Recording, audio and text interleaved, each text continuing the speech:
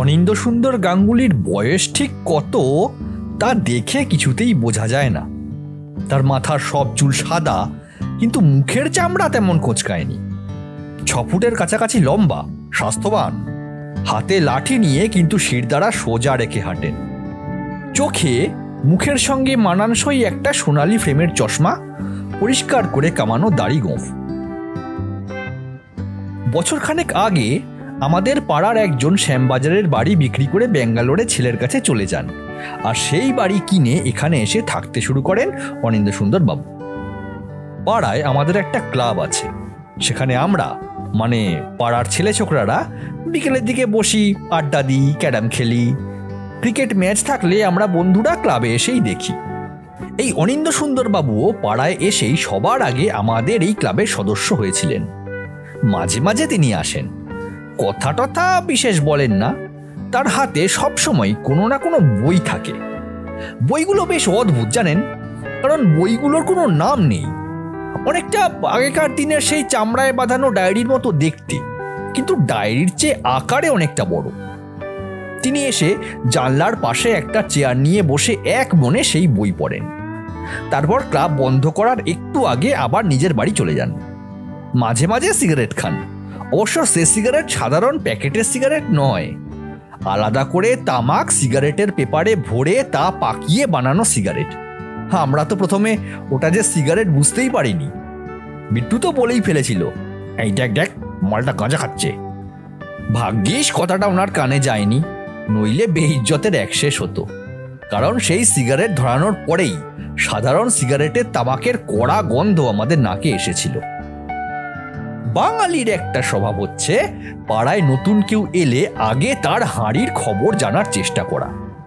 অনিন্দ্যসুন্দর বাবুর বেলাতেও তাই করা হয়েছিল, কিন্তু কেউ বিশেষ কিছু জানতে পারেনি। আর মানুষ যা জানতে পারে না তা নিয়ে তার কৌতূহল উত্তরোত্তর বাড়তে থাকে। তাই অনিন্দ্যসুন্দরকে নিয়েও এ পাড়ায় মানুষের কৌতূহল কম কিছু নয়।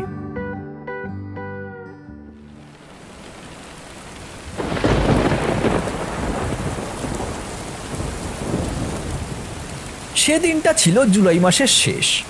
দুপুর থেকে বৃষ্টি শুরু হয়ে বিকেল গড়িয়ে সন্ধে হয়ে গেলেও থামার নাম নেই। আমরা সবাই ছাতা মাথায় দিয়ে গুটি গুটি পায়ে ক্লাবে এসে জুটেছি। ক্যারাম পিটব বলে সবে তোড়জোড় শুরু করেছি, এমন সময় হঠাৎ ভয়ানক শব্দে একটা বাজ পড়ল, আর তারপরেই লোডশেডিং। ব্যাস, নির্ঘাত কোনো ট্রান্সফরমার মায়ের ভোগে চলে গেল। মুখটা বেজার করে বলল বিট্টু। কি আর করা যাবে, লোডশেডিংয়ে তো আর ক্যারাম খেলা যায় না। ক্লাবে এখনো একটা তেল ভরা হ্যারিকেন রাখা থাকে, সেটা জ্বালা হলো। কিন্তু সন্ধ্যেটা কাটাতে গেলে কিছু তো একটা করতে হবে। ঠিক হলো, চাঁদা তুলে মুড়ি তেলে ভাজা খাওয়া হবে। অনিন্দ্যসুন্দর বাবু আজকেও এসেছিলেন ক্লাবে, তার সিগনেচার স্টাইলের ঢাউস বই হাতে। তার দিকে এতক্ষণ আমরা কেউ খেয়াল করিনি। এবার বাবাই ইশারায় তার দিকে দেখালো। দেখলাম বইটা বন্ধ করে এক মনে তিনি জানলার দিকে চেয়ে আছেন। ওনাকে জিজ্ঞেস কর খাবেন কি না, আমরা সবাই খাবো, উনি বসে থাকবেন, ব্যাপারটা ভালো দেখায় না, বলল বাবাই। আমি ওনাকে ডাকলাম, কাকু। প্রথমটায় উনি সাড়া দিলেন না, বোধহয় খেয়ালই করলেন না। আমি আরেকটু গলা তুললাম, কাকু। উনি যেন কোনো ঘোর থেকে জেগে উঠলেন। আমায় বলছো? হ্যাঁ বলছি, আমরা সবাই চপমুড়ি খাবো, আপনি খাবেন? চপমুড়ি? এমনভাবে কথাটা তিনি বললেন যেন এইমাত্র তিনিও চপমুড়ি খাবার কথাই ভাবছিলেন। আমরা ওর মনের কথা ধরে ফেলেছি। বললেন, হ্যাঁ, এই বৃষ্টির সন্ধে চপমুড়ি না খেলে প্রকৃতিকে অসম্মান করা হয়। আমরা চাঁদা তুলে খাচ্ছি কাকু, বিট্টু বলল। হ্যারিকেনের টিমটিমে আলোয় অনিন্দ্যসুন্দরের মুখে যেন একটা মুচকি হাসি খেলে গেল। বললেন, চাঁদা তুলে? কিন্তু আমার বয়সে একজনকে কি আর তোমাদের সাথে চাঁদা তুলে মুড়ি খাওয়া মানায়? তার চেয়ে আমি আজ সবাইকে খাওয়াই, কি বলো? অবশ্য যদি তোমাদের আপত্তি না থাকে। না, আপত্তি আমাদের কারোরই বিশেষ কিছু থাকার কথা ছিল না। আমরা সবাই সবে কলেজ পাশ করেছি, কেউই এখনো অবধি কোনো চাকরি বাকরি পায়নি, সবাই বেকার। আর বেকার ছেলেপুলেদের কেউ কিছু খাওয়াতে চাইলে তাতে আপত্তি করা মহাপাপ। সবার আগে বিট্টুই বলল, না না, আপত্তির কি আছে, আপনি ভালোবেসে খাওয়াবেন। আমি আলতো করে বিট্টুকে কনুইয়ের একটা গুঁতো মারলাম। বিট্টুকে আমি ছেলেবেলা থেকে দেখছি, লোকের ঝেড়ে খাওয়ার সুযোগ পেলে ও বকরাক্ষস হয়ে যায়। মোড়ের মাথার দোকান থেকে আলুর চপ, বেগুনি আর মুড়ি আনা হলো। এরকম মুড়ি পার্টি আমাদের ক্লাবে মাঝে মাঝেই হয়, তাই একটা বড় গামলাও এখানে রাখা থাকে। তাতেই সব মুড়ি ঢেলে চপ বেগুনি ছিঁড়ে একসাথে মাখানো হলো। হঠাৎ দেখি অনিন্দ সুন্দরবাবু এক দৃষ্টে মুড়ির গামলাটার দিকে তাকিয়ে আছেন। কি হলো কাকু, আমি জিজ্ঞেস করলাম। উনি যেন আবার কোনো ঘোর থেকে জেগে উঠলেন। না না, তেমন কিছু না, আসলে বয়স হচ্ছে তো, পুরনো সব দিনের কথা খুব মনে পড়ে এখন। একগাল মুড়ি মুখে ফেলে চিবোতে চিবোতে বাবাই বলল, আপনি একা থাকেন? মানে আপনার ফ্যামিলি?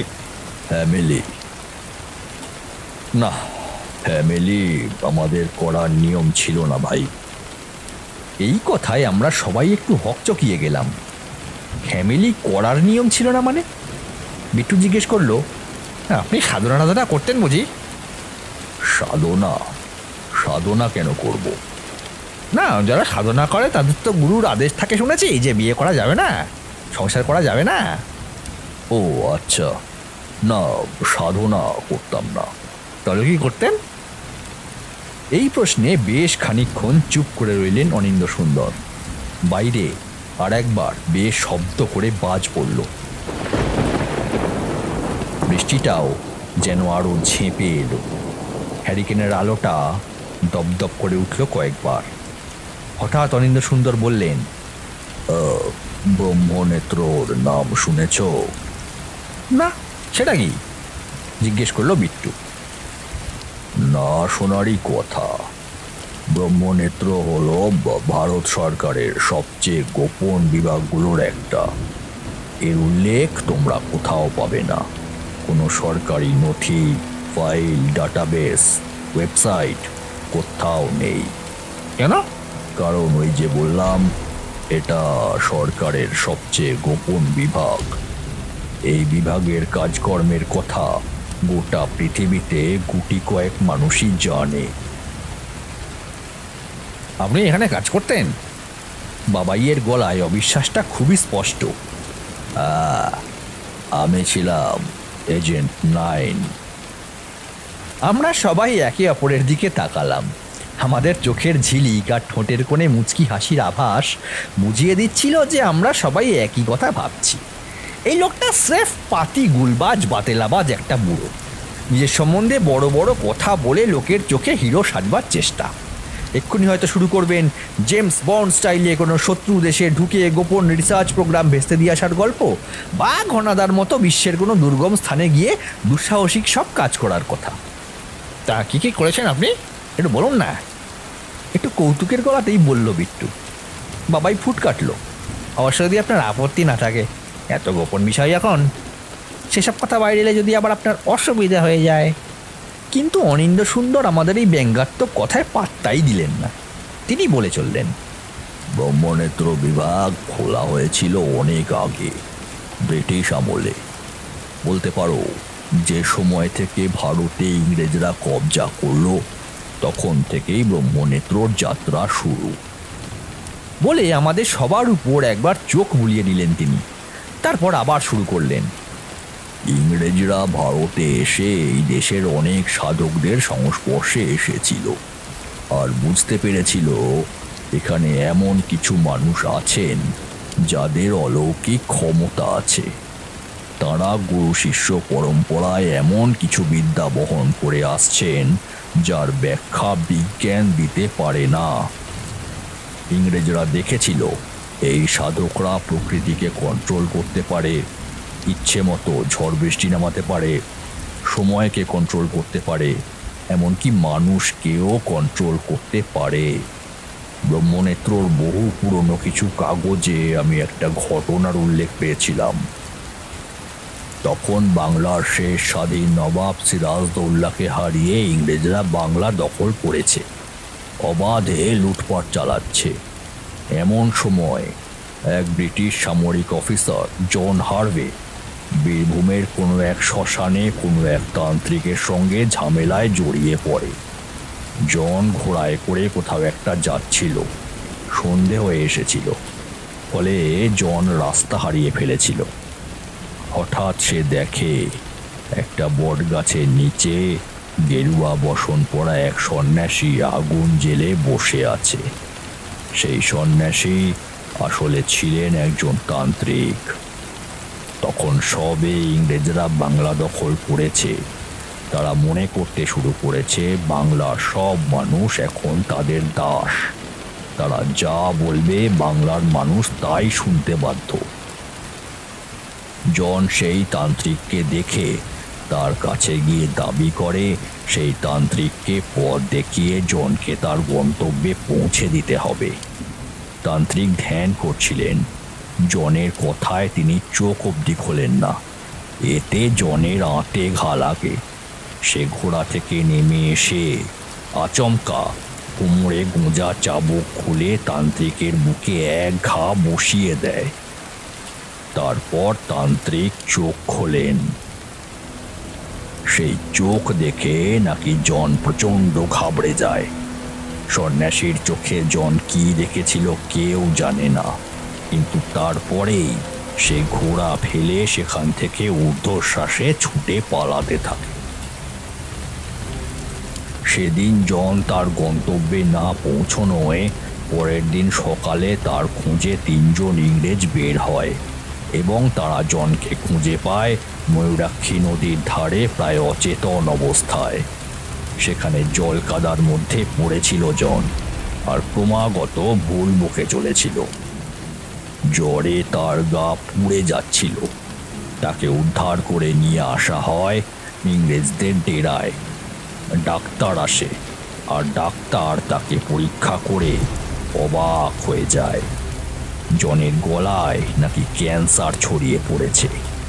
কিভাবে এটা সম্ভব তা কারোর মাথায় ঢোকে না, কারণ আগের দিন অবধি জন পুরোপুরি সুস্থ ছিল। এক রাতের মধ্যে ক্যান্সার রোগ তৈরি হয়ে কি করে এত দ্রুত তা ছড়িয়ে পড়া সম্ভব তা কারোর মাথায় ঢুকছিল না। সেদিন রাতে জন অনেক কষ্টে তান্ত্রিকের ঘটনা একজনকে বলতে পেরেছিল। সেই নাকি জনের মুখ থেকে বেরোনো শেষ কথা। 3 দিন পর জন মারা যায়। তাকে যে ডাক্তার পরীক্ষা করেছিল সে একটা অদ্ভুত কথা বলেছিল। সে বলেছিল জনের গলায় যেন ক্যান্সার রোগটা বসিয়ে দিয়ে তার গতি বহুগুণ বাড়িয়ে দেওয়া হয়েছে। এমন ঘটনা যে আদৌ হতে পারে জনকে না দেখলে তার বিশ্বাসই হতো না। এই ঘটনার ফলে ইংরেজরা ভয় পেয়ে যায়। তারা বোঝে বাংলার কিছু মানুষের হাতে এমন ক্ষমতা আছে যা দিয়ে তারা সমস্ত ইংরেজ জাতটাকেই শেষ করে দিতে পারে। জনের ঘটনার পরেও এরকম আরও কিছু বিচ্ছিন্ন ঘটনা ইংরেজদের সাথে ঘটে, আর প্রতি ক্ষেত্রেই ঘটনাগুলোর পিছনে কোনো না কোনো তান্ত্রিকের হাত ছিল বলে জানা যায়। কিন্তু সবচেয়ে বড় ধাক্কাটা ইংরেজরা খায় যখন লর্ড ক্লাইভের তার ইংল্যান্ডের বাড়ির বাথরুমে আত্মহত্যা করার খবর এই দেশে এসে পৌঁছায়। এই ধাক্কার কারণ ক্লাইভের এক ইংরেজ কর্মচারী ক্লিন্ট ম্যাকার্থি। ইতিহাসে তোমরা পাবে 1769 থেকে 1773 সাল পর্যন্ত বাংলায় এক ভয়ানক দুর্ভিক্ষ হয়েছিল, যাকে 76-এর মন্বন্তরও বলে। বহু মানুষ এই দুর্ভিক্ষে মারা গিয়েছিলেন। তার 2 বছর আগেই 1767 সালে ক্লাইভ ভারত ছেড়েছেন, কিন্তু তিনি সেই ব্যক্তি যার জন্য বাংলার শাসনভার ইংরেজদের হাতে গিয়েছিল, আর তাদের প্রশাসনিক ব্যর্থতার জন্যই বাংলায় এই দুর্ভিক্ষ হয়েছিল। বাংলার মাটিতে সেই সময় এক প্রচণ্ড শক্তিশালী তান্ত্রিক ছিলেন। তিনি মানুষের এই দুর্দশার জন্য সরাসরি ইংরেজরাই দায়ী বলে ভাবতেন। তিনি নাকি ক্লাইভের কথা জানতেন, ক্লাইভ যে অসৎ পথে সিরাজকে যুদ্ধে হারিয়েছিলেন তাও তিনি জানতেন। তিনি ক্লিন্ট ম্যাকার্থিকে খুঁজে বের করেন। ক্লাইভ ইংল্যান্ডে ফিরে গেলেও ম্যাকার্থি ভারতে রয়ে গিয়েছিলেন। সেই তান্ত্রিক ম্যাকার্থির সাথে দেখা করার পর ম্যাকার্থি তার উপরওয়ালাদের একটা চিঠি লেখেন। সেই চিঠিতে তিনি এখনও অবধি অলৌকিকভাবে ইংরেজদের মৃত্যু এবং তার পিছনে ভারতীয় তান্ত্রিকদের হাত থাকার কথা সবিস্তারে জানান এবং শেষে অনুরোধ করেন যেন ইংল্যান্ডে লর্ড ক্লাইভের উপর বিশেষ নজর রাখা হয়, কারণ ম্যাকার্থিকে নাকি সেই তান্ত্রিক বলে গিয়েছিলেন 3 মাসের মধ্যে ক্লাইভ তার কৃতকর্মের চরম শাস্তি পাবে। যদিও সেই চিঠিকে কেউই খুব একটা গুরুত্ব দেয়নি, কারণ অধিকাংশ ইংরেজি এই অলৌকিক ঘটনাগুলোকে বিশ্বাস করতেন না। তার উপর এই বাংলায় বসে সুদূর ইংল্যান্ডে ক্লাইভকে শাস্তি দেবে এক নেংটি পড়া সন্ন্যাসী, এটা কোনোভাবেই বিশ্বাসযোগ্য নয়। সেই তান্ত্রিক ম্যাকার্থিকে হুমকি দেওয়ার পরের দিনেই তিনি চিঠিটা লিখেছিলেন। সেই চিঠির তারিখ ছিল 31শে অগস্ট 1774। আর ক্লাইভ কবে মারা যান জানো? এতক্ষণ মন্ত্রমুগ্ধের মতো শুনতে শুনতে আমরা বুঝতেই পারিনি যে অনিন্দ্য সুন্দর প্রশ্নটা আমাদেরই করেছেন। আমি জিজ্ঞেস করি, কবে? 22শে নভেম্বর 1774। সন্ন্যাসীর ম্যাকার্থিকে হুমকি দেওয়ার 3 মাসের মধ্যেই নিজের গলায় একটা মোটা ছুরি চালিয়ে আত্মহত্যা করেছিলেন ক্লাইভ। কেন করেছিলেন তার কারণ আজও কেউ জানে না। ক্লাইভের মৃত্যুর খবর এদেশে আসার পরেই ইংরেজ সরকার ঠিক করে এই অলৌকিক ক্ষমতাশালী সন্ন্যাসীদের সাথে লড়াই করার জন্য ঠিকঠাক প্ল্যানিং দরকার, আর সেই জন্যই গঠন করা হয় একটা চূড়ান্ত গোপন বিভাগ। নাম রাখা হয় দ্য থার্ড আই। সেই থার্ড আই স্বাধীনতার পরে হয় ব্রহ্মনেত্র।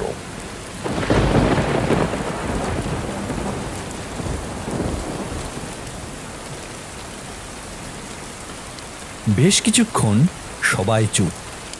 বাইরে শুধু বৃষ্টির শব্দ আর মাঝে মাঝে বাজ পড়ার আওয়াজ। প্রথমে গুলগাপ্পা মনে করলেও এর মধ্যেই অনিন্দ্য সুন্দরের বলার ভঙ্গিতে আমরা সবাই মজে গেছি। হ্যারিকেনের আলোয় বসে থাকা সবার মুখগুলো আবছা। সবাই তাকিয়ে আছে অনিন্দ্য সুন্দরের দিকে, আর অনিন্দ্য সুন্দর তাকিয়ে আছেন হ্যারিকেনের আলোর শিখার দিকে। সবার প্রথমে বাবাই কথা বলল। ব্রহ্মনেত্রর কাজ তার মানে তান্ত্রিকদের সাথে লড়াই করা? অনিন্দ্য সুন্দর বললেন, একেবারে শুরুর দিকে তাই ছিল। ব্রহ্মনেত্র দেখেছিল মানুষের চোখে এই সাধকদের ভীষণ সম্মান আছে, তাই প্রথমে সেই জায়গাতেই তারা আঘাত করেছিল।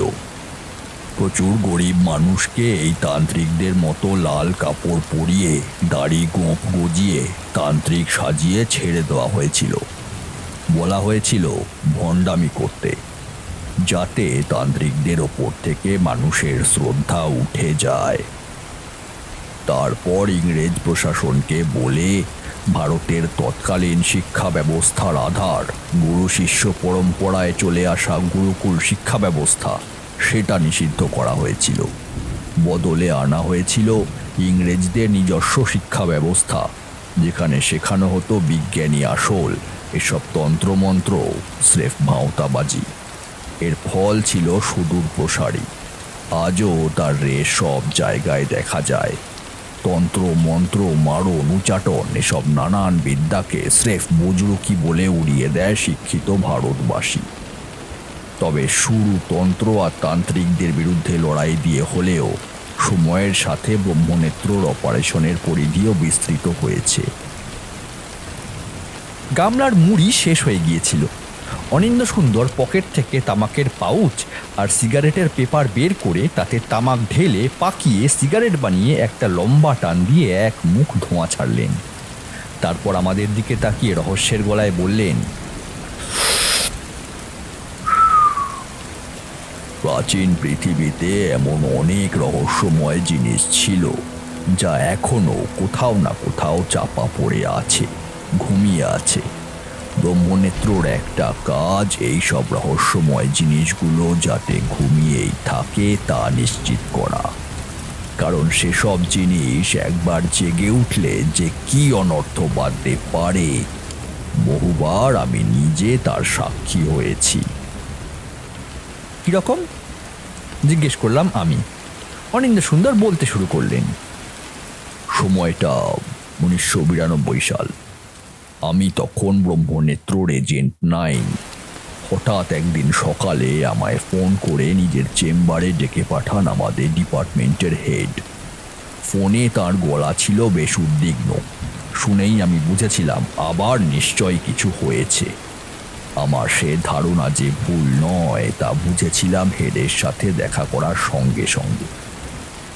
তিনি আমায় বললেন, হিমাচল প্রদেশের কাসৌলে হঠাৎ কিছু ঘটনার কথা তার কানে এসেছে, যাতে তার মনে হয়েছে ব্যাপারটা ব্রহ্মনেত্রর খতিয়ে দেখা দরকার। তো আমি জিজ্ঞেস করলাম কি হয়েছে। উনি আমায় একটা লোকাল খবরের কাগজের একটা পাতা দিলেন এবং তাতে লেখা একটা ছোট্ট খবরের দিকে আঙুল দেখালেন। আমি খবরটা পড়লাম। তাতে লেখা ছিল, কাসৌলের এক গ্রামে হঠাৎই বেশ কিছু অদ্ভুত ঘটনা লক্ষ্য করা গেছে। সেই গ্রামের কিছু বাচ্চা ছেলে স্কুল থেকে বাড়ি ফিরছিল। স্কুল থেকে যখন তারা বেরিয়েছিল তখন তাদের বয়স ছিল 10 থেকে 12 বছর, কিন্তু যখন তারা বাড়িতে ফিরে আসে তারা পূর্ণবয়স্ক যুবক। বাড়ির লোক প্রথমে তাদের চিনতেই পারেনি, বরং তাদের বাচ্চাদের এই যুবকরাই কোনো ক্ষতি করেছে মনে করে আটকে রাখে। কিন্তু আশ্চর্যের ব্যাপার, সেই যুবকরা এমন সব ঘটনার কথা বলতে থাকে যা সেই সব বাচ্চাদের জীবনে ঘটেছিল। সমস্ত আত্মীয় স্বজনের নাম, আগের দিন রাতে তারা কি খেয়েছে, কবে কার জামা ছিঁড়ে যাওয়ায় সেই জামা সেলাই করতে হয়েছিল, কবে খেলতে গিয়ে হাঁটু ছড়ে গিয়েছিল, সব একেবারে হুবহু বলে যেতে থাকে। এদের মধ্যে একজন এমন বাচ্চা ছিল যার পরনের সোয়েটার 2 দিন আগেই সেলাই করতে হয়েছিল। বাচ্চাটি সেই সোয়েটার পরেই স্কুলে গিয়েছিল। দেখা যায় সমস্ত যুবকদের পরনের পোশাকের সাথে স্কুলে যাওয়া বাচ্চাদের পোশাকের ডিজাইনে অদ্ভুত মিল, যদিও সেই সব পোশাক যুবকদেরই শরীরের মাপের। এমনকি সেলাই করা সোয়েটারটাও একই রকম, সেই একই জায়গায় সেলাই এবং সেলাইতে একই রঙের সুতোর ব্যবহার। আমি খবরটা পড়া শেষ করে হেডের দিকে তাকালাম। তিনি বললেন, হ্যাঁ, এছাড়াও আর একটা ঘটনা ঘটেছে, যদিও সেটা কোনো কাগজে বেরোয়নি। কি ঘটনা স্যার? অনেকটা এই ধরনেরই ঘটনা, কিন্তু উল্টো। ওই গ্রামেরই একেবারে শেষ প্রান্তে এক বৃদ্ধ থাকতেন। একাই থাকতেন, বুঝলে। বয়সের কারণে তিনি খুবই অসুস্থ ছিলেন। একদিন রাতে তিনি ঘুমোতে যান এবং যখন ঘুম ভাঙে তখন তিনি অনুভব করেন তিনি একেবারেই সুস্থ বোধ করছেন। তখনও তিনি কিছু বুঝতে পারেননি, কিন্তু ঠিক কী ঘটেছে তার সাথে তা তিনি বুঝতে পারেন যখন তিনি ঘরে রাখা ছোট্ট আয়নার সামনে যান। তিনি দেখেন এক আশ্চর্য অলৌকিক ঘটনা ঘটে গেছে তার সাথে। তার বয়স অন্তত 50 বছর কমে গেছে। আয়নায় নিজের যে মুখ তিনি দেখেন তা আসলে তার 25 বছরের চেহারার মুখ। তিনি বুঝতে পারেন না এ সত্যি না স্বপ্ন। হেডের মুখে এই ঘটনার কথা শুনে আমি কিছুক্ষণ চুপ করে বসে রইলাম। হেড বললেন, আমি তোমায় কাসৌলের ওই গ্রামে পাঠাচ্ছি। তুমি সেখানে প্যারানর্মাল অ্যাক্টিভিস্ট সেজে যাবে, গিয়ে কি ঘটেছে তা জেনে ব্যাপারটা সলভ করে আসবে। এর জন্য যা যা দরকার তা তোমায় দেওয়া হবে, ঠিক আছে? যাও।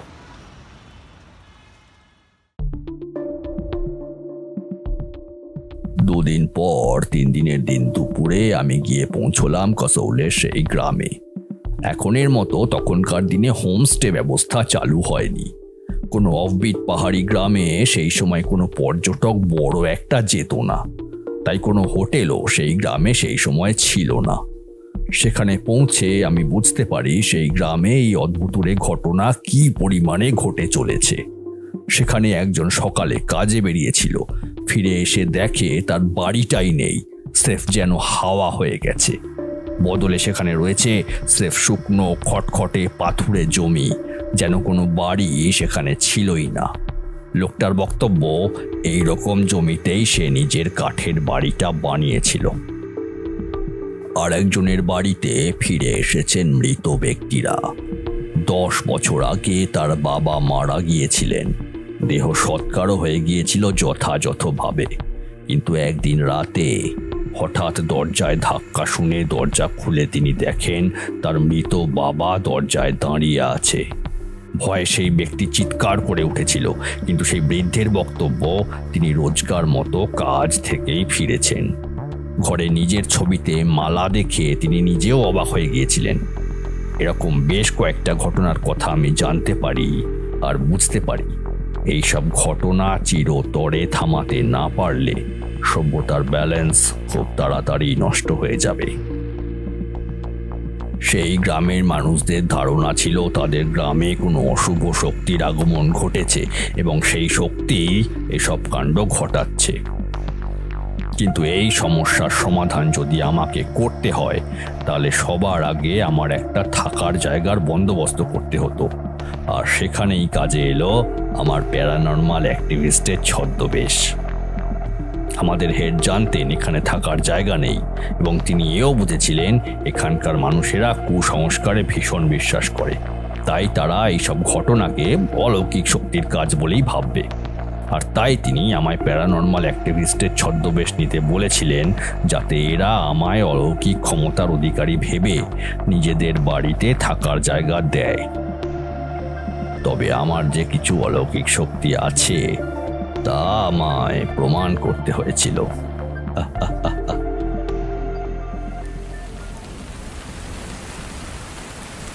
বলে হাসলেন অনিন্দ্য সুন্দর। সত্যি সেরকম শক্তি আছে নাকি আপনার?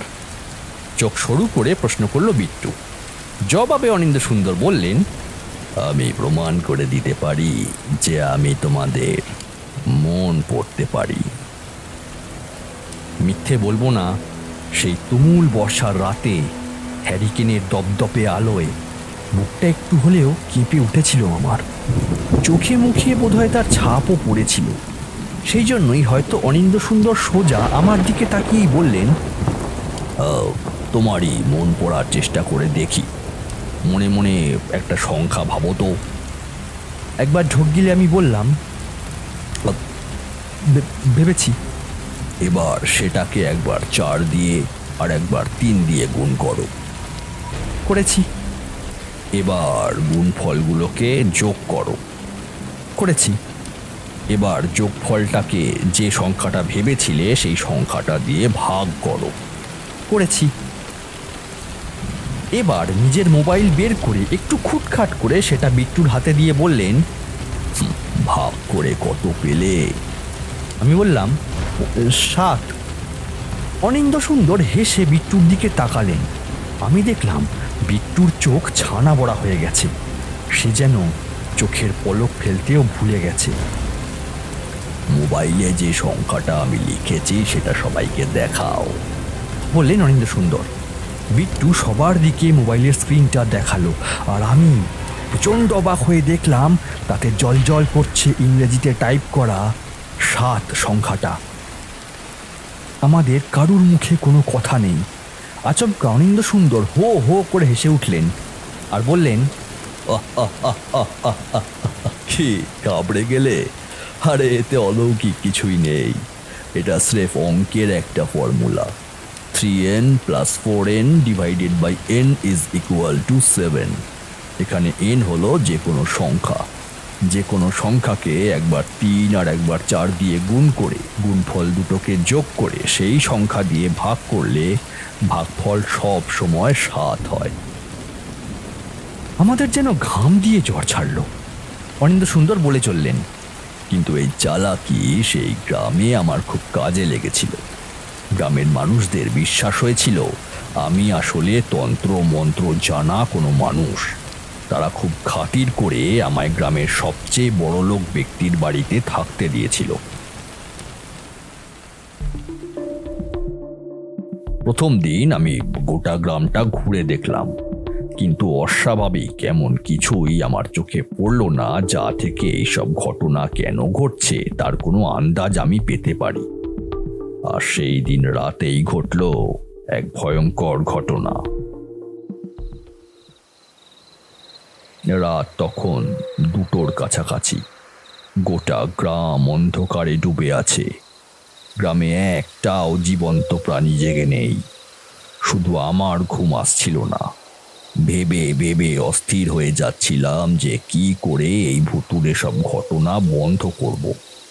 আমি দিব্যি বুঝতে পারছিলাম কোথায় এই সব ঘটনার উৎস, কিভাবে এই অলৌকিক ঘটনা শুরু হলো তা বার করতে না পারলে কিছুতেই এগুলো থামানো যাবে না। বিছানায় শুয়ে শুয়ে এইসব ভাবতে ভাবতেই এপাশ ওপাশ করছি, হঠাৎ আমার কানে এলো একটা আওয়াজ। যেন অনেক দূর থেকে কেউ শাঁখ বাজাচ্ছে। কিন্তু এত রাতে শাঁখ এখানে কে বাজাবে এরকম দুর্গম পাহাড়ি এলাকায়? শুয়ে শুয়েই আমার মনে হলো আওয়াজটা আসছে উত্তর দিক থেকে। ঘরটায় সেই দিকে একটা জানলা ছিল। আমি সঙ্গে সঙ্গে উঠে সেই জানলার কাছে গেলাম, যদি কিছু দেখা যায়। প্রথমে কিছুই দেখতে পেলাম না। তারপর মনে হলো অনেক দূরে যেন কোথাও একটা আলো দপদপ করছে। আরো কিছুক্ষণ তাকিয়ে থেকে যা বুঝলাম তাতে আমার নিঃশ্বাস বন্ধ হয়ে আসার উপক্রম হলো। দেখলাম সে আলোর কোনো উৎস নেই। সেটা আদপেও কোনো আলো নয়, বরং যেন একটা বিশেষ জায়গায় পলকের মধ্যে দিন আর রাত হচ্ছে। পৃথিবীর আহ্নিক গতির ফলে যে দিন আর রাত হয় তা ঘটতে 24টা ঘন্টা সময় লাগে, কিন্তু এখানে সেকেন্ডেরও ভগ্নাংশের মধ্যে দিন পেরিয়ে রাত আর রাত পেরিয়ে দিন হচ্ছে। কতক্ষণ ধরে এই ঘটনা ঘটেছিল তা জানি না। আমি যেন মোহগ্রস্তের মতো সেদিকেই তাকিয়েছিলাম। যখন সম্বিত ফিরল তখন আবার সব শান্ত হয়ে গেছে। নিস্তব্ধ রাত নেমে এসেছে আবার গোটা পৃথিবী জুড়ে। সে রাতে আর ঘুম হলো না। সারা রাত বিছানায় ছটফট করে কাটালাম।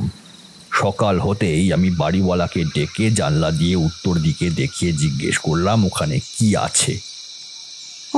ওখানে তো আর একটা গ্রাম আছে, বলল বাড়িওয়ালা। ওই গ্রামে যাওয়া যায়? আমি জিজ্ঞেস করলাম। কেন, কিছু হয়েছে নাকি?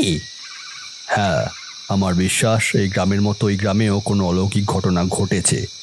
কি ঘটেছে সেটা আমায় দেখতে হবে। তুমি আমার ওখানে পৌঁছবার কোনো ব্যবস্থা করতে পারো? বাড়িওয়ালা আমার সঙ্গে গ্রামের 2জন যুবককে দিয়ে ওই গ্রামে পাঠাবার ব্যবস্থা করলো। এই 2জন যুবক কাজের সূত্রে ওই গ্রামে প্রায় যায়। ওরা বলল পাহাড়ি রাস্তা দিয়ে ওখানে পৌঁছতে 3 ঘন্টা লাগবে।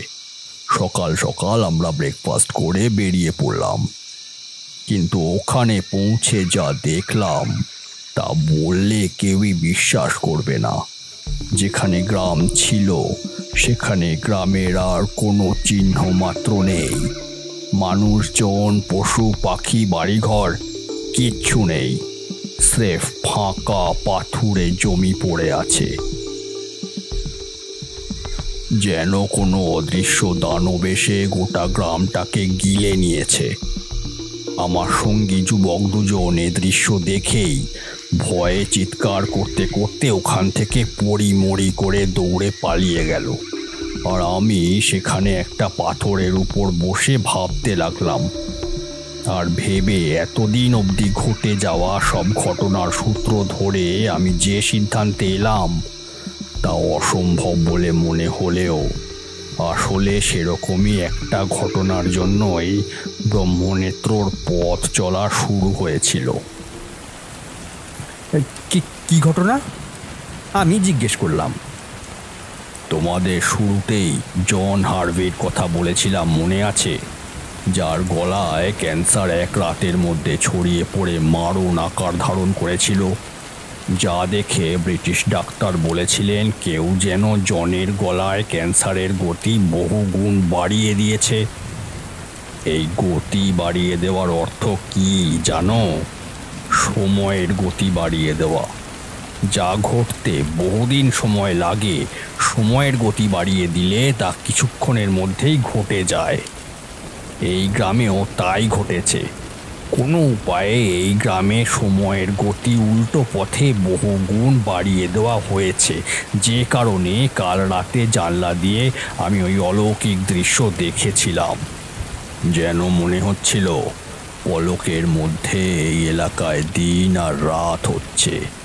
আসলে এখানে সময় পিছিয়ে যাচ্ছিল এক দুরন্ত অবিশ্বাস্য গতিতে, আর পিছোতে পিছোতে এমন এক সময় এসে তা থেমেছে যখন এখানে কোনো গ্রাম গড়েই ওঠেনি।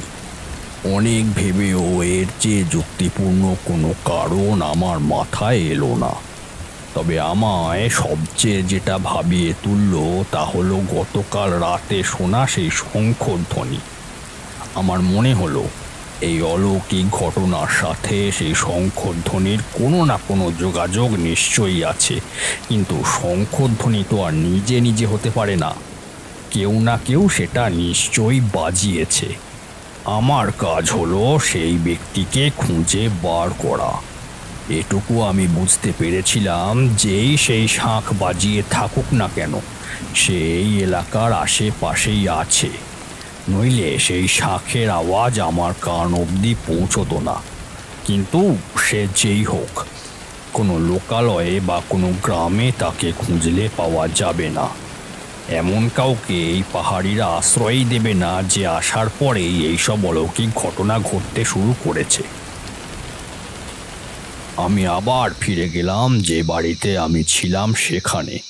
বাড়িওয়ালাকে জিজ্ঞেস করলাম কাছাকাছি কোনো পাহাড়ে কোনো গুহা আছে কিনা। সে আমাকে জানালো এখান থেকে খানিকটা দূরে একটা জায়গায় বেশ কয়েকটা গুহার কথা সে জানে, কিন্তু সেখানে বা তার কাছাকাছি কোনো মানুষ কিন্তু থাকে না। সেই গুহায় যাওয়ার রাস্তা জেনে নিয়ে পরদিনই আমি বেরিয়ে পড়লাম সেই গুহার উদ্দেশ্যে। আমার মন বলছিল এইসব অলৌকিক ঘটনার উৎস ওই গুহাতেই লুকিয়ে আছে। সকালবেলায় হাঁটা শুরু করে ঘন্টা দুয়েক পর পথের একটা বাঁক পেরিয়ে আমার চোখে পড়ল গুহাগুলো। একটা পাহাড়ের গায়ে পরপর বেশ কয়েকটা গুহা। ওই গুহায় পৌঁছতে গেলে রাস্তা ছেড়ে ডান দিকে পাথুরে জমি দিয়ে আমায় যেতে হবে। আমি তাই করলাম।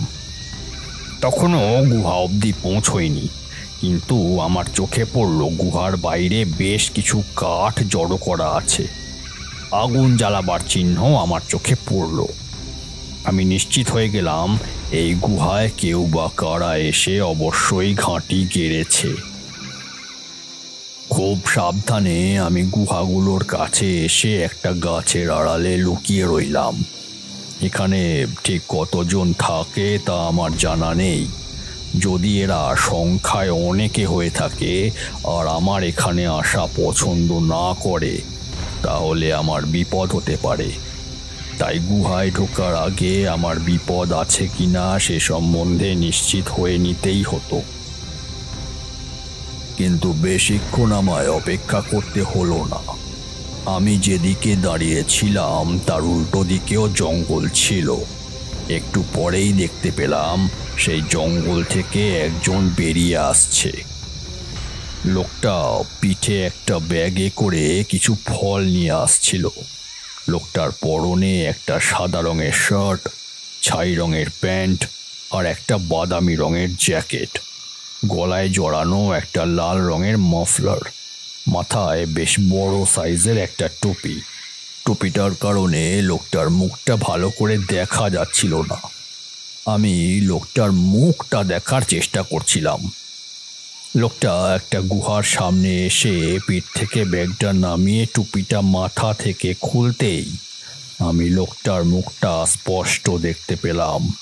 আর দেখতে পেয়েই চমকে উঠলাম, কারণ লোকটার মুখ আমার ভীষণ চেনা। বেশ কয়েকবার পত্রিকায় দেখেছি। লোকটা ভারতের প্রথম সারির বিজ্ঞানীদের মধ্যে একজন, নাম নন্দকিশোর শাস্ত্রী। বিজ্ঞানী ছাড়াও লোকটা প্রাচীন সংস্কৃত সাহিত্যের একজন পণ্ডিত। বেদ, উপনিষদ, এবং প্রাচীন পুরাণের উপর নন্দকিশোরের মতো জ্ঞান খুব কম লোকের ছিল। নন্দকিশোরকে দেখার পরেই আমার মাথায় পরপর কতগুলো প্রশ্ন ঝিলিক দিয়ে গেল।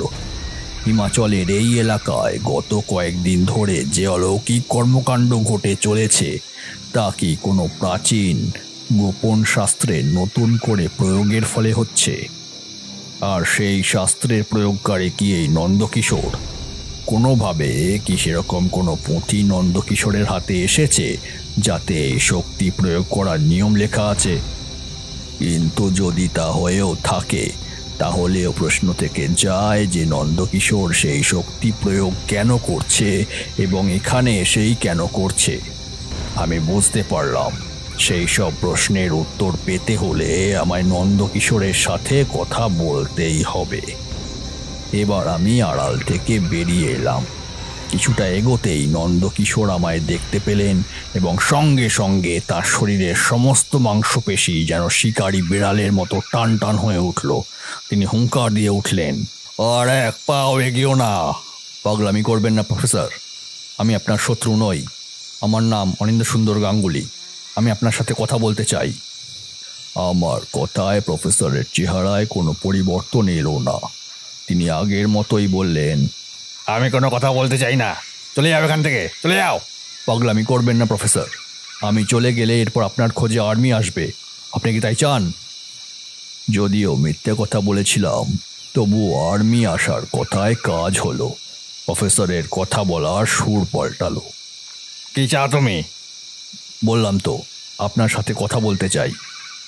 প্রফেসর আর কোনো কথা বললেন না।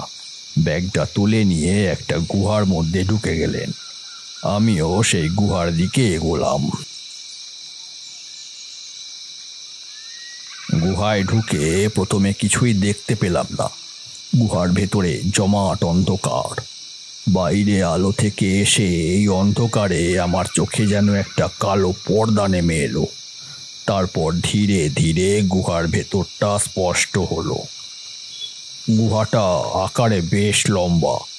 একদিকে মোটা চাদর আর কম্বল বিছিয়ে শোয়ার জায়গা করা হয়েছে, একদিকে বেশ কয়েকটা মাটির জালা। বুঝলাম ওতে খাবার জল থাকে। এক জায়গায় মাটি দিয়ে উনুনের মতো করা আছে।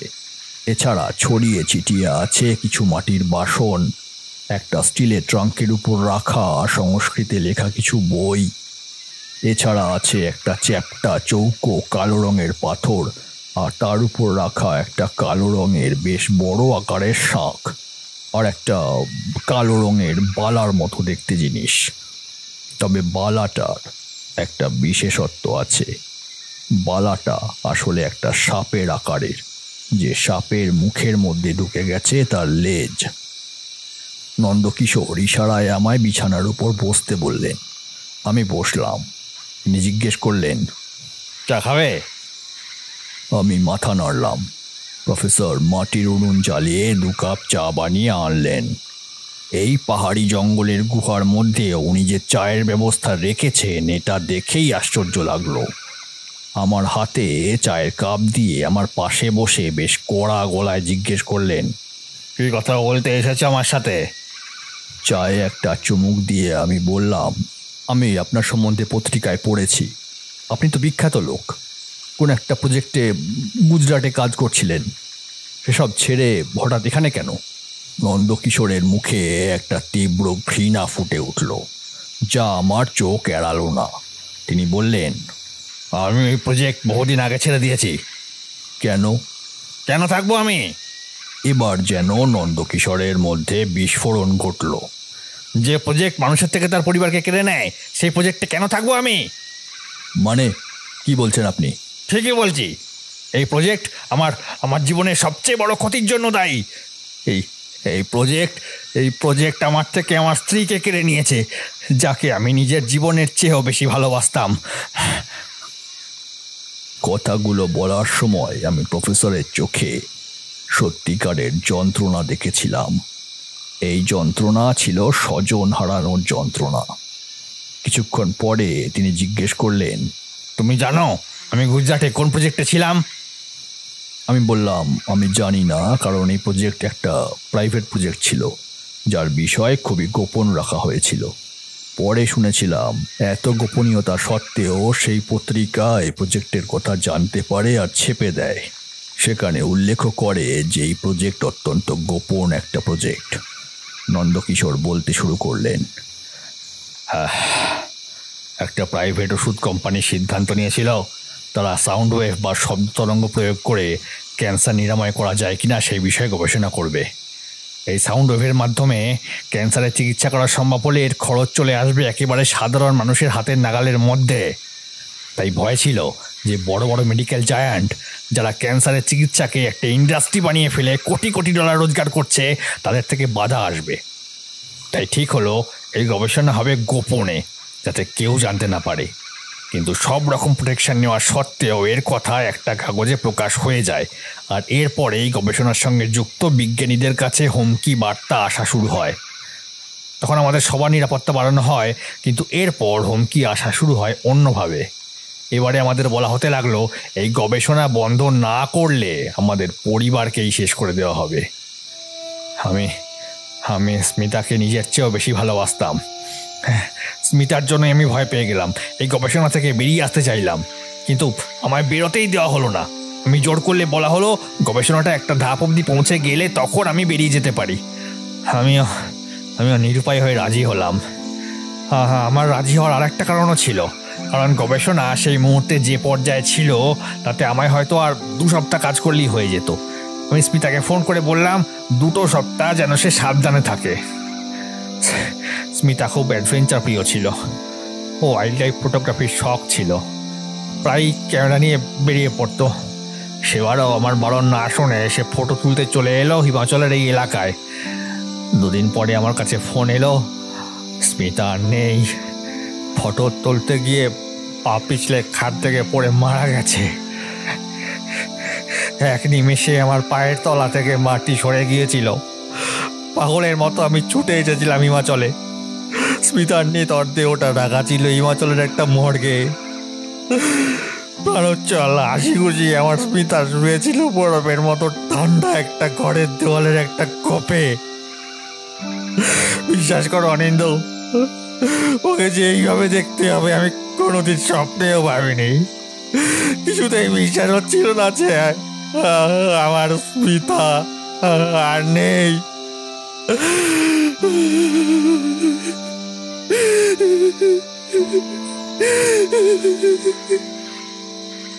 এই অবধি বলে প্রফেসর কান্নায় ভেঙে পড়লেন। আমি চুপ করে রইলাম। সে হৃদয় বিদারক কান্নার কোনো সান্ত্বনা হয় না। অনেকে বলে বিরহেই প্রেম পূর্ণতা পায়। যারা এই কথা বলে তারা নন্দকিশোর শাস্ত্রীকে দেখেনি। ভালোবাসায় কতখানি তীব্রতা থাকলে কেউ এইভাবে কাঁদতে পারে তা বোঝার মতো ক্ষমতাও সবার থাকে না।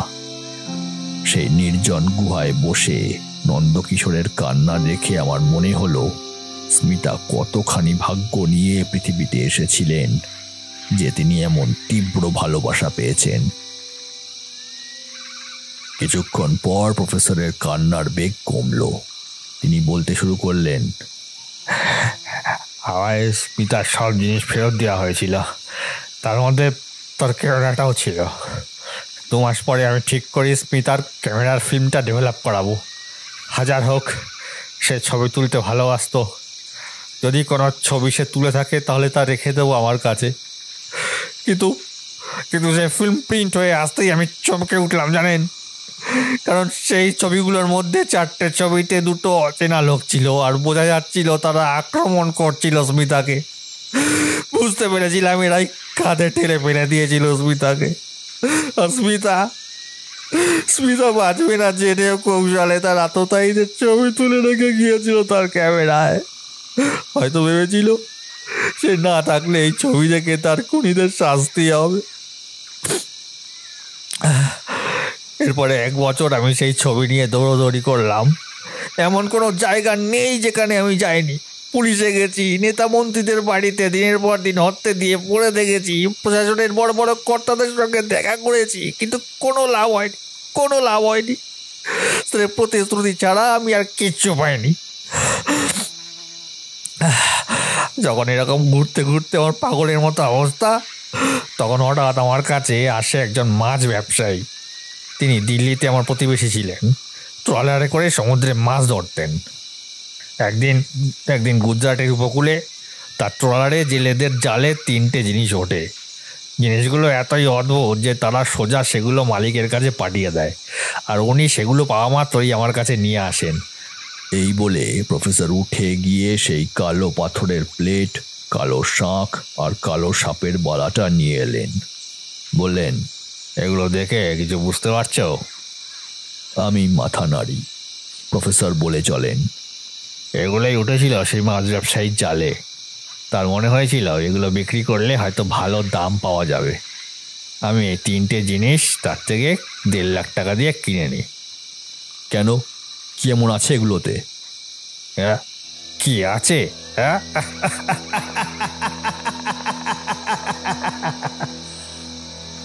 বলে এবার নন্দকিশোর হঠাৎ অপ্রকৃতিস্থের মতো হাসতে শুরু করলেন।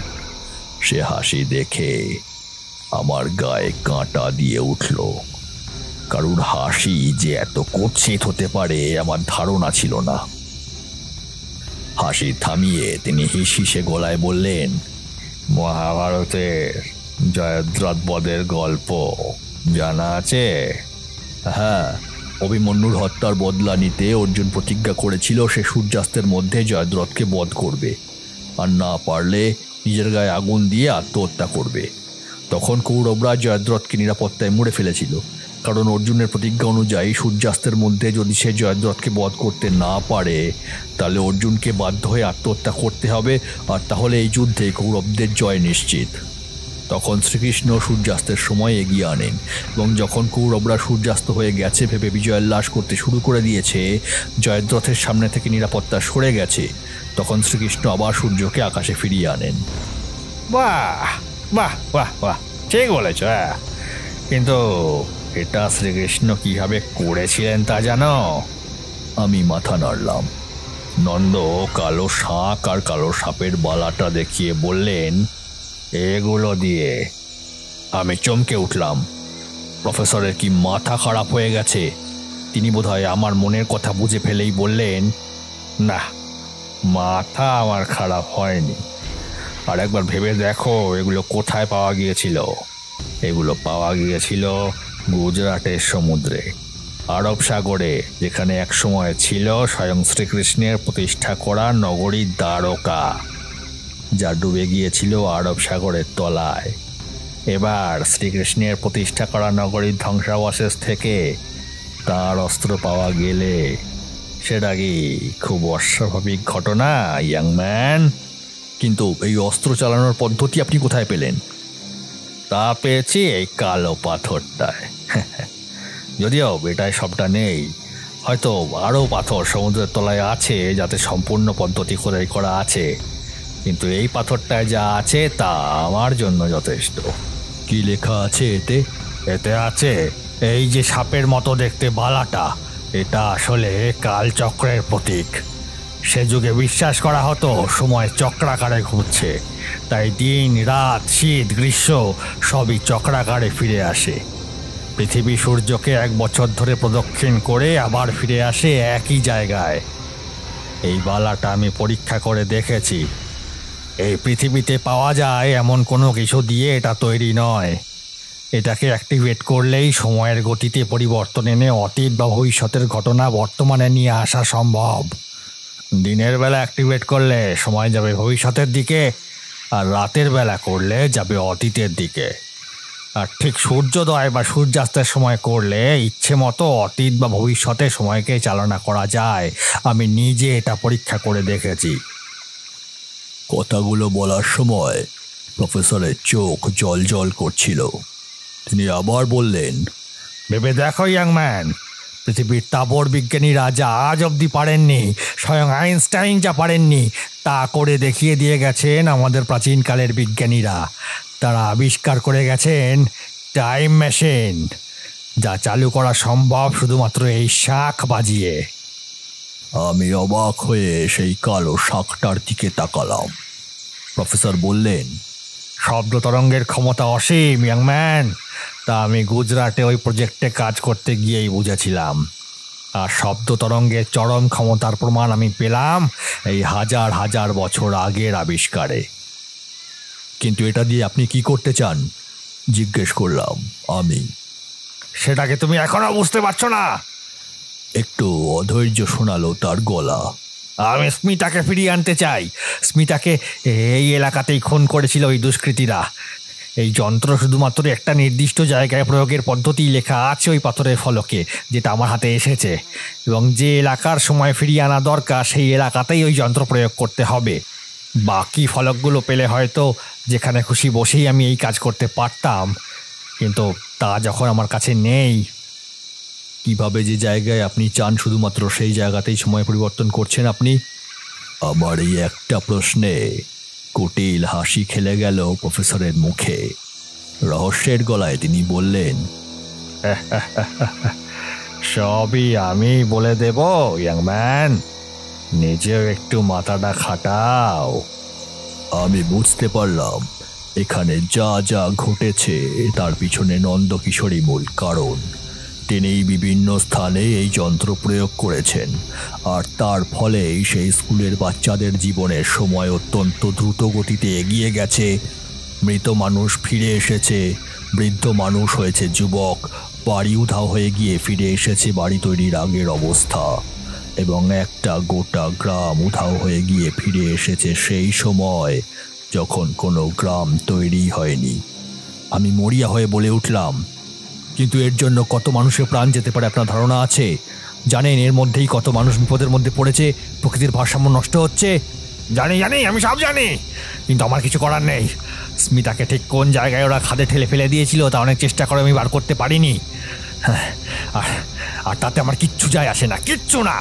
আমার কথা কে ভেবেছিল? হ্যাঁ, কে ভেবেছিল স্মিতার কথা? জীবনের শেষ মুহূর্তেও আততায়ীদের ছবি তুলে রেখে গিয়েছিল ও, ভেবেছিল তারা শাস্তি পাবে। পেয়েছে? কেউ কিছু করতে পেরেছে?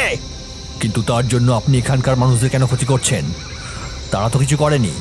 আপনার জন্য এখানে কি পরিমাণ আতঙ্কের সৃষ্টি হয়েছে আপনি জানেন? একটা গোটা গ্রাম আপনি নিশ্চিহ্ন করে দিয়েছেন, সে কথা জানেন আপনি? হ্যাঁ, মাঝে মাঝে একটু বেশি সময় ধরেই বাজিয়ে ফেলি। যতক্ষণ এই শাঁখ বাজবে ততক্ষণ এই যন্ত্র সক্রিয় থাকবে। আপনি উন্মাদ হয়ে গেছেন, বদ্ধ পাগল হয়ে গেছেন আপনি। তবে আমি আপনাকে আর কিছুতেই এই কাজ করতে দেব না বলে আমি লাফিয়ে উঠলাম, কিন্তু দাঁড়িয়ে থাকতে পারলাম না। আমার মাথা ঘুরে গেল, পা টলে গেল, চোখের সামনে সব আবছা হয়ে এলো। মাটিতে পড়ে জ্ঞান হারাবার আগে আমি বুঝতে পারলাম নন্দকিশোরকে বিশ্বাস করে চা খাওয়াটা আমার উচিত হয়নি।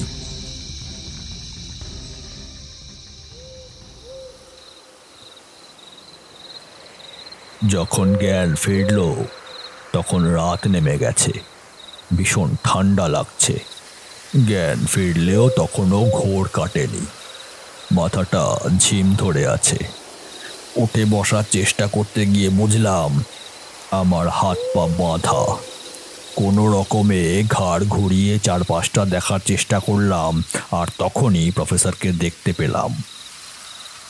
এই রাতের অন্ধকারে কিছুই দেখতে পাওয়ার কথা ছিল না, কিন্তু তাও দেখতে পেলাম কারণ গুহার বাইরে আগুন জ্বলছে। বুঝলাম প্রফেসরই জ্বালিয়েছেন। ততক্ষণে প্রফেসর দুটো চৌকো পাথর খুব কাছাকাছি রেখে তার মাঝের ফাঁকা জায়গাটায় সাপের বালাটা সোজা করে বসানোর চেষ্টা করছিলেন। আমাকে তাকাতে দেখে হেসে জিজ্ঞেস করলেন, এ ঘুম হলো? আমায় এভাবে বেঁধে রেখেছেন কেন? ছেড়ে দিন আমায়। প্রফেসর কোনো উত্তর দিলেন না, নিজের কাজে ব্যস্ত হয়ে গেলেন। বেশ খানিকক্ষণের চেষ্টায় তিনি সাপের বালাটাকে সোজা করে দাঁড় করাতে পারলেন। তারপর শাঁখটা হাতে নিয়ে গুহার মুখের দিকে মুখ করে পদ্মাসনে বসে চোখ বন্ধ করে বিড়বিড় করে কি যেন মন্ত্র পড়তে লাগলেন। প্রফেসরের চোখ বন্ধ দেখে আমি চেষ্টা করতে লাগলাম যদি কোনো মতে আমার বাঁধা পা দুটোকে হাতের নাগালে আনা যায়। আমার মোজার ভেতরে একটা ধারালো ছুরি লুকোনো আছে। সেই গ্রাম থেকে বেরোনোর সময়ই আমি ছুরিটা মোজায় ঢুকিয়ে নিয়েছিলাম। একটা পিস্তলও আছে, কিন্তু সেটা ছিল আমার ব্যাগে, আর এখন সেটা আটকানো আছে নন্দর কোমরে। আমি যখন অজ্ঞান হয়ে গিয়েছিলাম তখন নন্দ সেটা ব্যাগ থেকে বের করে নিয়েছে, আর ব্যাগ থেকে পিস্তলটা পেয়েই হয়তো আর আমার বডি সার্চ করেনি, নইলে ছুরিটাও পেয়ে যেত। এবার প্রফেসর মন্ত্র পড়া শেষ করে চোখ মেলে শাঁখে ফুঁ দিলেন।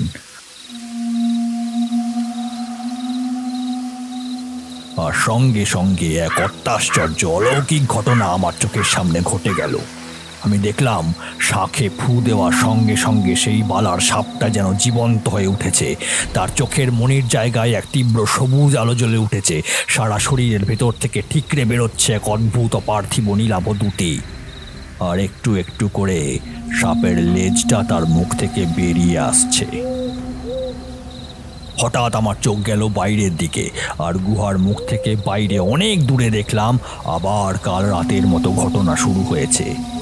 সেখানে যেন খুব দ্রুত গতিতে দিন আর রাত হয়ে চলেছে। আমি পড়ে আছি অসহায় হয়ে, হাত পা বাঁধা অবস্থায়।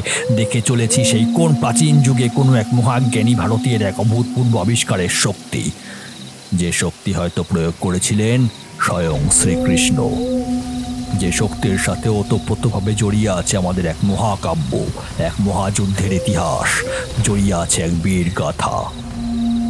আমার পা প্রায় পৌঁছে গেছে আমার হাতের কাছে, আর একটু পাটা এগিয়ে নিয়ে আসতে পারলেই, হ্যাঁ হয়েছে, আমার হাত পৌঁছে গেছে আমার মোজার কাছে।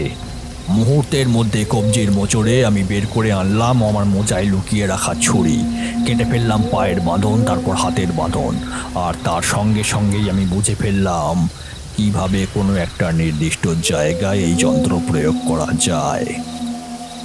সেই মুহূর্তেই প্রফেসর শাঁখ বাজানো শেষ করে আমার দিকে তাকালেন। আমায় সোজা হয়ে উঠে দাঁড়াতে দেখে মুখ দিয়ে একটা বিশ্রী গালাগালি বেরিয়ে এলো তার। তিনি চকিতে হাত বাড়ালেন কোমরে গোজা পিস্তলের দিকে। আমি সঙ্গে সঙ্গে করিয়ে নিলাম সেই কালো পাথরের ফলক যেটা রাখা ছিল আমার কাছেই। প্রফেসর পিস্তল নিয়ে আমার দিকে তাক করে ট্রিগার টেপার আগেই আমি পাথরটা ছুঁড়ে দিলাম তার মাথা লক্ষ্য করে, তারপর নিমেষে ঝাঁপ দিলাম বাঁ দিকে। এরপর প্রচণ্ড গুলির শব্দ, আর তার সঙ্গে প্রফেসরের আর্তনাদ। না, গুলিটা আমায় বিঁধতে পারেনি। শেষ মুহূর্তে লাফ দেওয়ায় একটুর জন্য বেঁচে গিয়েছি, কিন্তু আমার ছোঁড়া পাথরের ফলক লক্ষ্যভ্রষ্ট হয়নি। সেটার কোনা সোজা গিয়ে আঘাত করেছে প্রফেসরের কপালের ঠিক মাঝখানে। তিনি ছিটকে পড়েছেন এক পাশে, গল গল করে তার কপাল থেকে বেরিয়ে এসেছে রক্ত, আর শাঁখটা ছিটকে গেছে হাত থেকে। এই সুযোগ, চিতাবাঘের মতো ঝাঁপিয়ে শাঁখটা কুড়িয়ে নিয়েই আমি সেটা বাজাতে শুরু করলাম। আমার দৃষ্টি প্রফেসরের উপর স্থির। আবার সবুজ আলো জ্বলে উঠল বালার সাপের চোখে। সারা দেহ জুড়ে ছড়িয়ে পড়ল নীলাভ দ্যুতি। সাপের মুখ থেকে বেরিয়ে আসতে লাগলো তার লেজ। প্রফেসর ভয়ে চিৎকার করে উঠলেন, "এই করছো?" কিন্তু আমি তখন সর্বশক্তি দিয়ে বাজিয়ে চলেছি সেই প্রাচীন শঙ্খ। শঙ্খধ্বনিতে গম গম করছে গোটা গুহা। আমার চোখ খোলা। আমি দেখতে পাচ্ছি প্রফেসরের কপালের চোট মিলিয়ে গেছে। তার বয়স অনেক কম দেখাচ্ছে। তিনি বুঝে গিয়েছিলেন আমার উদ্দেশ্য, তাই আবার চিৎকার করে উঠলেন, না, বন্ধ করো। তিনি উঠেও দাঁড়াতে চেষ্টা করলেন, কিন্তু পারলেন না। তার শরীর তখন আর 40 বছরের এক বিজ্ঞানীর শরীর নয়, বরং এক 10 বছরের বালকের চেহারা আমার সামনে। সে প্রাণপণে ছুটে আসার চেষ্টা করছে আমার দিকে, কিন্তু কি এক অদৃশ্য বাধায় সে আটকা পড়ে গেছে। তারপর দেখতে দেখতে তার সেই বালকের শরীর ক্রমশ 5 বছরের বালক, 1 বছরের শিশু, 1 মাসের সদ্যজাতর দেহ হয়ে হঠাৎ শূন্যে মিলিয়ে গেল। আর ঠিক সেই মুহূর্তে আমার দমও ফুরিয়ে গেল। মুখ থেকে শাঁখ নামিয়ে আমি হাঁপাতে লাগলাম।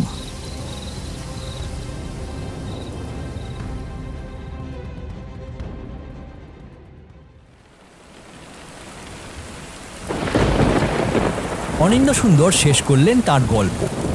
বাইরে বৃষ্টিটা তখন ধরে এসেছে। কিছুক্ষণ আমরা সবাই চুপ করে বসে রইলাম। হ্যারিকেনের আলোর শিখা তেল ফুরিয়ে এসে প্রায় নিভু নিভু। সবার আগে বাবাই কথা বলল। তারপর সেই যন্ত্রের কি হলো?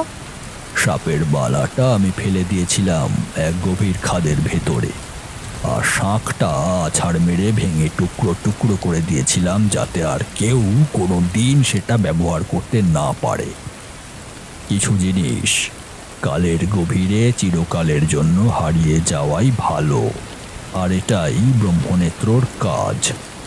কিন্তু আপনি কি করে জানলেন যে কিভাবে কোনো নির্দিষ্ট জায়গায় ওই বিদ্যা প্রয়োগ করতে হয়? বিট্টু জিজ্ঞেস করলো। এটা খুব একটা কঠিন ছিল না। আমি লক্ষ্য করেছিলাম শাঁখ বাজাবার সময় প্রফেসরের চোখের দৃষ্টি ঠিক যে জায়গায় ছিল, প্রক্রিয়াটা ঠিক সেখানেই শুরু হয়েছিল। প্রফেসর আমার সামনে শাঁখ না বাজালে হয়তো এটা আমি বুঝতে পারতাম না। আমি বললাম, কিন্তু তাই যদি হবে তাহলে ওই স্কুলের বাচ্চাদের বয়স বেড়ে গেল কি করে? ওই গুহা থেকে অত দূরে তিনি দেখতে পেতেন। তারপর সেই যে মৃত ব্যক্তি ফিরে এলেন, গ্রামটা নিশ্চিহ্ন হয়ে গেল, বাড়িটা হারিয়ে গেল, এসব উনি অত দূর থেকে দেখতে পেতেন? আর যদি পেয়েও থাকেন তাহলে রাতের বেলা ঘরের মধ্যে ঘুমানো বুড়োটাকে উনি গুহায় বসে দেখতে পেলেন কি করে যে শাঁখ বাজিয়ে একেবারে 50 বছর বয়স কমিয়ে দিলেন? এবার হঠাৎ অনিন্দ্য সুন্দর নিজের হাতের ঘড়ির দিকে তাকিয়ে বললেন, ওরে বাবা, 9:30 বেজে গেছে। না না, আজ আর নয়, আবার পরের দিন। এই বলে উঠে দাঁড়িয়ে সেই ঢাউস বইটা বগলে নিয়ে টিপ টিপ করে পড়তে থাকা বৃষ্টির মধ্যেই বাইরে বেরিয়ে তিনি রাস্তার বাঁকে অদৃশ্য হয়ে গেলেন।